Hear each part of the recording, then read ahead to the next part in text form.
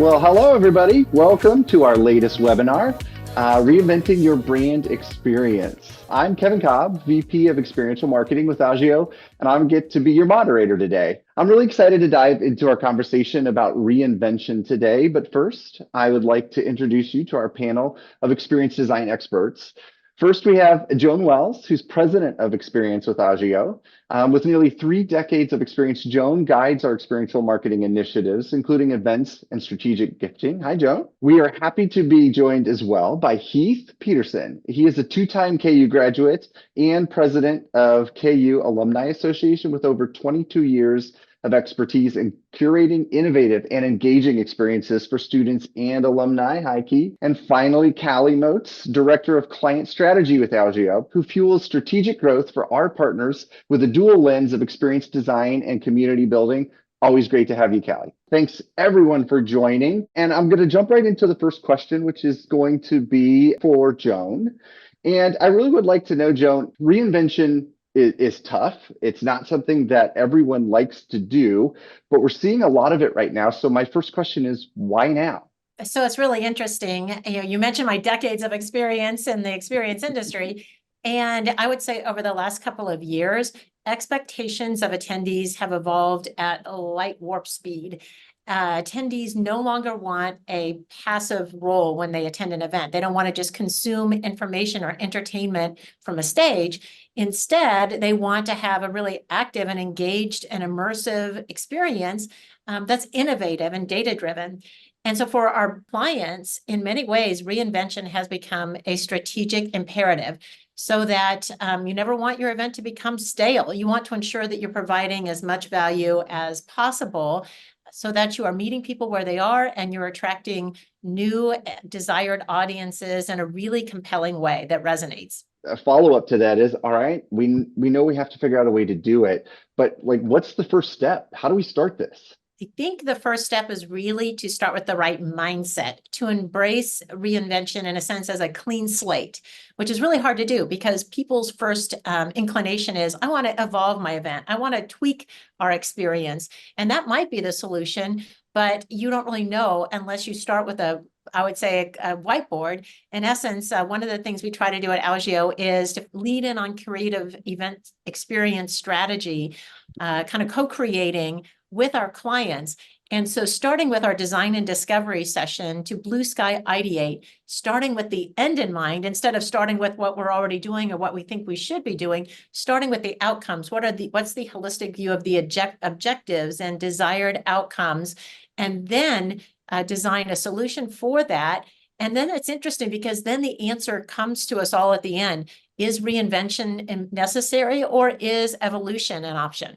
Sure. Like so many following the hiatus from the pandemic, we really took a hard look at much of our programming and felt like we had a tremendous opportunity with our signature events in the Rock Chalk Ball that really reinvents the experience that Jayhawks had while participating in that event in the largest alumni network in the world in our backyard here in Kansas City. And so the team stepped back and really, I think, capitalized on an opportunity to create a new, more inclusive event experience, really aligned with our engagement first strategy as an alumni association, connecting Jayhawks to the university, I think, in new and exciting ways, and really building an energy that carried throughout the entire evening. And so broadening the audience and creating pathways for Jayhawks to connect to the event, even if they couldn't be there with us that evening, and also thinking about that diversity in attendees in every sense, but certainly as we think about connecting Jayhawks across generations. Those are just a few of the drivers as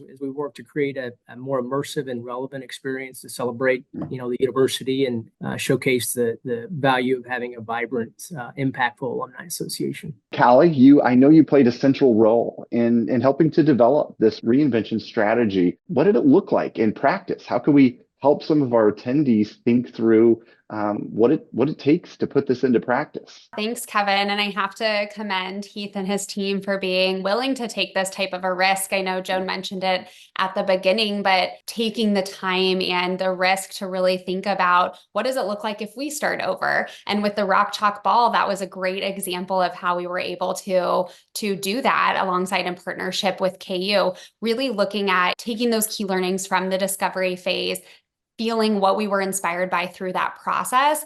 And ultimately, we saw an inherent value in transforming what has been a storied, historic, traditional gala into a more casual and inviting experience. And Rock Chalk Ball became Rock Chalk Forever, which is what we call it now. We really leaned into themes, universal themes like nostalgia, that enabled us to draw in and captivate, as Heath mentioned, a much wider audience, as well as adapt to those rapidly changing attendee expectations that Joan mentioned above. I think that's the biggest thing that we want to share with our clients and everyone to know is we are seeing such a shift in expectations, and we have to adapt to those and how we're putting on events. This is the same for large conferences, award shows, for incentive trips. The other part of that is entertainment expectations are increasing. So we are designing less traditional programming like we did historically with the Rock Chalk Ball, and creating more dynamic shows with video, graphics, audience engagement, including them in a part of that. And a big piece of that is leaning into this idea of heightened immersion. And what does that mean to, create an experience that has a level of heightened immersion? When we were looking to design Rock Chalk Forever, we were thinking through what is the holistic attendee journey end to end that we're going to take our customers, and ultimately, in this case, the alumni through. And what we leaned into from those discovery sessions is replicating the experience of visiting KU's campus. So including, everything from a virtual reality experience that featured the new Jayhawk Welcome Center facilitated by our friends at Dimensional Innovations, to the food that we were serving, hitting in all five senses, thinking about what is that heightened immersion, holistic attendee journey. And similar thinking can be applied when we're looking outside of, like this is a fundraising event, for example, but when we're thinking about incentive programs, conferences, brand activations, going through that discovery process, organizations identifying what is most important to their audience now, which in a lot of times has changed of what was most important to their audience last year, 2 years ago, 5 years ago, and then leaning into that, whether it be location, theme, a feeling, like in the case with KU, we really leaned into that experiential immersion because we're bringing alumni together in a way that we want them to remember their experience, and through that experience, give back to the university ultimately. But looking at that experiential immersion on every step of the journey, even if it means deviating from the things you've done year over year, that have become traditions. How do you look at creating new opportunities to lean into that?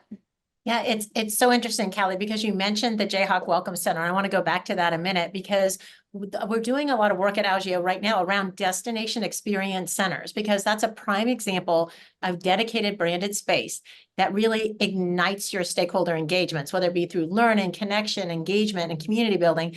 And I had the opportunity to spend a really fun day at the Jayhawk Welcome Center at KU, and kudos to KU and Heath and his team, because that experience represents the gold standard of reinvention. They figured out how to really go deep on personalization, immersion, and interactivity. When you walk through the door of the space, your name, think of you as a prospective student, your name is on a 34-foot screen.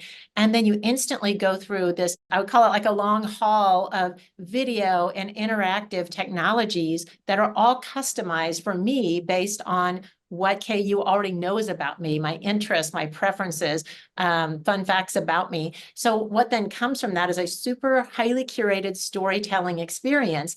And so I was super impressed then bringing all of that to Rock Chalk Forever through the VR experience while leaning into the theme of nostalgia. That's what enabled us really to deliver an end-to-end immersive experience, because it really replicated the spirit of the Jayhawk Welcome Center itself. One thing we're really challenging our clients on right now is to not confine ourselves in a box. In that example, the Jayhawk Welcome Center is a stationary place, but we were able to take the theme, the energy, the essence of that place and bring it to life through the experience. And when we're looking at incentive programs, when we're looking at large conferences, thinking about how you replicate those same feelings that they may have in other areas based on the things that are identified as most important to them is how you achieve that high incentive sense of immersion, and looking at what the full attendee journey looks like. That's also a great example of how you can create an experience that's relevant to different stakeholders, whether it's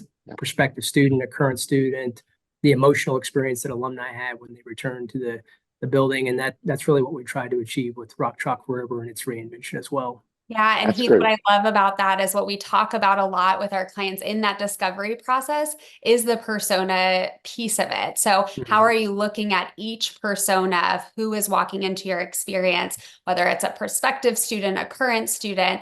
For a lot of our clients, it's current employees, potential customers. What do each of those people need? What do they want? And then how do you make sure they feel like the event was designed for them? Because that is one of the greatest trends we're seeing as we look through experience evolution is it takes a lot more to get people out of their house these days than it used to attend something. And when people go to something, they expect that it is designed for them and with them in mind, and that you need to give them that feeling for them to come back, have that positive brand association, want to achieve that milestone again, whatever it is, the goals we're trying to accomplish with the experience are. Finding ways to build that into every experience, I think is our future, not just our present, but is the future of experience design. We've talked a little bit about outcomes and about, sort of the long-term outlook of implementing, but I'd really love to pick your brain a little bit, Heath, if you could share some of the outcomes and that long-term outlook that you've got for implementing this, of getting a little bit more immersive, interactive, engaging. As we think about the individual experience or the customized experience based on the various activations that attendees could sort of self-select and be a part of, I think about the aspects of Rock Chalk Ball that I really enjoyed. The reception when folks gathered and reconnected, there was such an energy level. And then when we sat down for dinner, the energy was sort of stifled. So one of the outcomes of creating the impact that was just described is we carried that energy from the very first steps in the door throughout the entire evening and as folks left the event. And that was one of the main goals from the very beginning. Another key outcome was really our ability to connect with that broader audience by creating avenues for them to get engaged if they weren't able to be with us, whether it was expanding the silent auction to a global audience, asking them to share stories about their time at KU, as another example. And certainly activating greater diversity across multiple generations. That is so important as we think about not only the Jayhawks who are doing so much for KU today and that we appreciate so much, but also as we build for the future, how are we developing and connecting and building strong relationships with that next generation? And so that balance is critically important. And the other thing that I would underscore is as we reinvented the event, we obviously did so with a phenomenal partner in Augeo. And I'm so thankful that we decided to partner with Augeo because the team, the expertise, your knowledge in the special event space, your relationships really challenged us to think differently and bring a fresh lens to our entire approach. And so I'm grateful that we selected the right partners. We went down this pathway to build for the future. Well, we really appreciate that. It truly is one of our favorite things to sit down with our clients who are our partners with a blank sheet of paper and sharpened pencil and begin something that's really cool and that's going to be transformational for the attendees that are part of it. Kevin, I should add, the risk was tied to achieving fundraising goals, and we did that in spades. So the risk was worth it. That was a risk because Rock Chalk Ball was a successful fundraiser by, financial standards. And so, making that shift was a risk, but it was doing so with kind of like the bigger end goal in mind. And by your whole team being willing to take that strategic approach and, focusing on the outcomes and focusing on, to Callie's point, multiple personas, multiple critical audiences. I think that was really, why that transition was able to be made just in the first year. And I love, Heath, that you talked about connection too, because I think that is the bottom line, right? We do and put on experiences to create connections, whether that's between a university and its alumni, a company and its employees, a product and its customers, whatever that connection point is. And that's really the bottom line when we're thinking about the need to reinvent brand experiences and take that risk, is by not doing that connection, can suffer in the sense that you're not responding to those changing and evolving expectations. And so at the end of the day, that's what it's all about, right? It's about making sure that when KU alumni are thinking about their experience and where they want to put their dollars or whatever that looks like, they're thinking about KU and they're thinking about the experience that they had and the feelings they perceived during that event. And the same is true with corporations, with businesses, whatever the area might be. Well, and I'll just kind of round that out by saying, you always look, what happens the next year. We laid a great foundation in 2023. We're really excited about Rock Chalk Forever, presented by Truity Credit Union this year, and reservations are already outpacing what we had in reservations total last year, and we still have a month to go. So we're seeing a lot of repeat Jayhawks join us.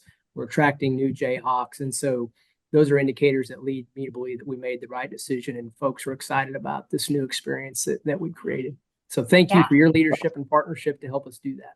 All right, last few minutes, and you guys know me. I love a lightning round. So we're going to lightning round this.